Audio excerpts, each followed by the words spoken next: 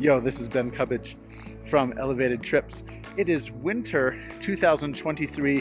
We just finished Chinese New Year from January 1st to January 28th, and everything was closed. All the shops were closed. It was really hard to get any food, hard to get any vegetables, because 90% of shop owners go home to their Laojia, or their ancestral home, over Chinese New Year. So we're here in winter in China, and we're asking the question, what is there to do in winter? People know about Chinese New Year, but what else is there to do?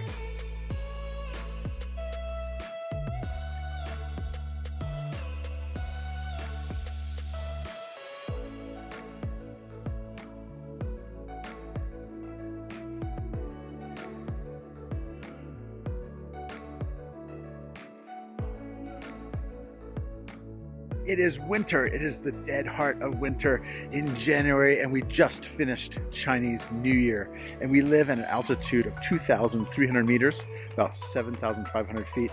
And honestly, it gets really, really cold here. A lot of people ask me, how do you guys survive the winters? It's so cold. Obviously, you guys can see I'm wearing this big puffy jacket. It's just freezing all the time. Everywhere you go, you just got to bundle up, put gloves on, put a winter hat on. Happens to be a little bit warmer today. But everyone says, how do you survive the winter? And one of my answers that I give to people is that I say I actually really love the cold, and I love the wintry activities. And one of my favorite activities to do in all of China that I think is really, really unique for China is sledding on the ice river.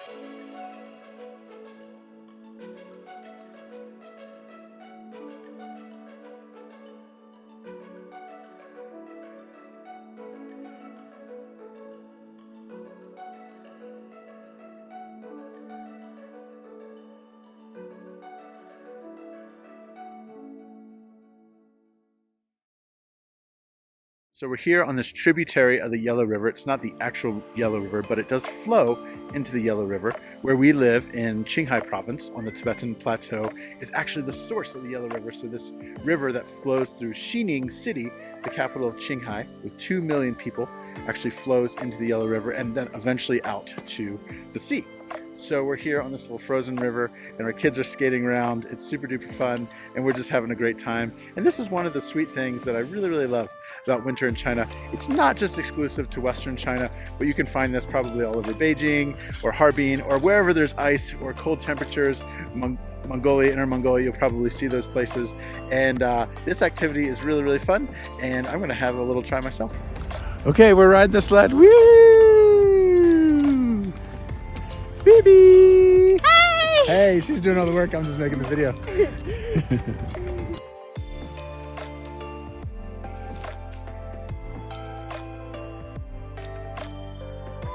This is a pretty mucky river. There's cigarettes and lots of trash in it. It's definitely not the type of river you want to swim in, but when it freezes over, it makes for great winter fun.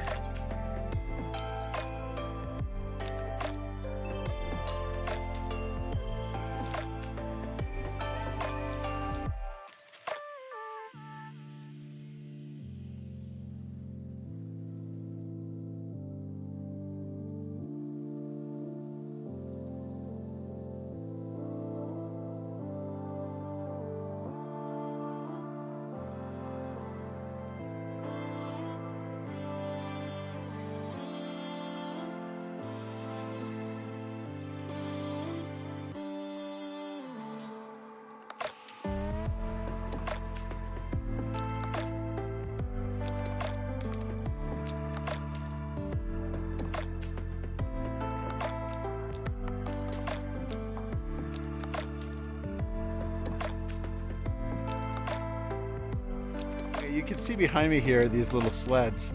So yeah, they're quite cheap. They're not super fancy or anything. They're just like a little piece of metal, a couple pieces of metal welded together.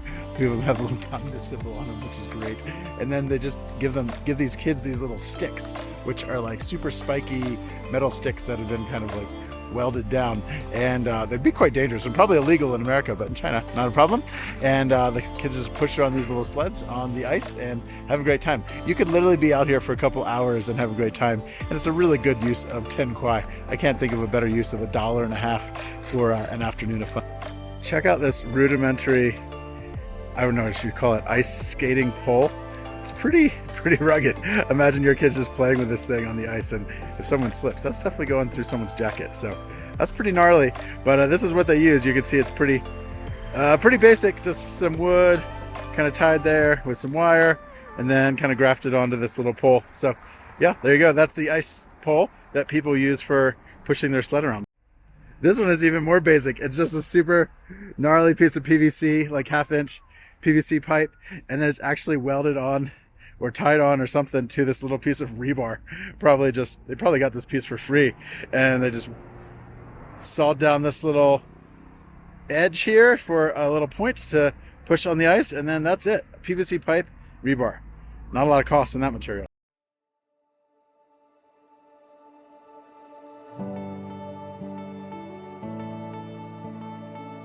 What a great business model. These guys with these little sled chairs probably put $5 into making each sled.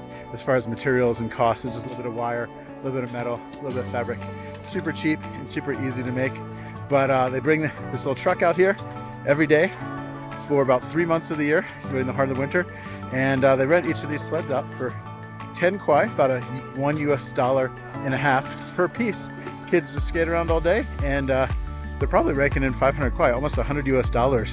They probably cover their overhead and their materials in just the very first day of their sales, and then the other 3 months is all pure profit. So pretty easy and simple business model, but these guys got it figured out and are doing quite well.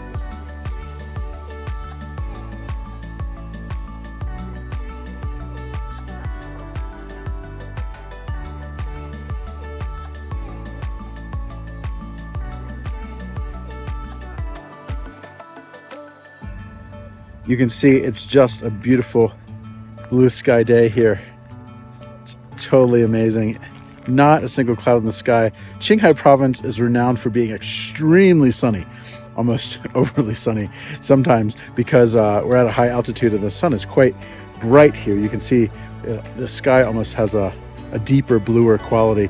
And being at high altitude, the sun is very bright. We get over 300 days of sunshine out of 365 days. So winter is very cold, but we get very, very little snow and a lot of sunshine and a lot of blue sky. So I personally like that. It's a nice high, dry winter. So winters are brutally cold here, -15, -20 degrees for about 3-4 months in a row, and a very short summer, very short growing season. In fact, very few vegetables actually grow here. But what's interesting is that actually the homes here are really, really hot. The heating and the what we call nuenchi, or the basically the gas heat inside of an apartment, is super duper hot. However, everything south of the Yellow River, actually all those concrete apartments, even though it's a little bit of a warmer climate, a lot of those places do not have heat. So a place like Chengdu, which is definitely warmer than Xining, would not have any heat in the apartment, which means all those long rainy days can make for some cool nights inside that concrete apartment.